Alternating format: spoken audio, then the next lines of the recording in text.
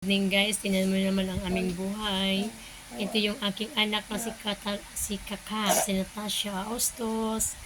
Ayan, pagod na pagod kami sa aming buhay ngayon kasi kakain pa lang kami eh. Anong oras na? Paano si Coco? Wala dito, eh si Coco ang kusinero namin. Kaya hindi kami nakakain ng maaga. Coco, halika nga ko. Ba't ka tumungtong ka naman? Magpiprito ka lang ng egg. Ganyan na. Tumungtong na naman yung anak ko, guys. Diyos ko po, ano ba yan? Ganyan siya. Pag nagluluto, nakatungtong kasi ang liit niya. Diba?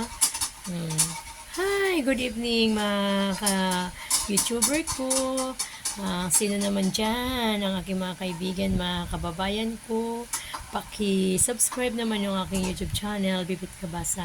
Pasensya na kayo, medyo naantok na rin ako dahil kaya nakapikit na yung mata ko. Gusto ko lang magmensahe sa ating mga kababayan na ang buhay mahirap ay natural lang at kailangan natin magtiis at mahalin natin ang ating kapwa. Diba guys?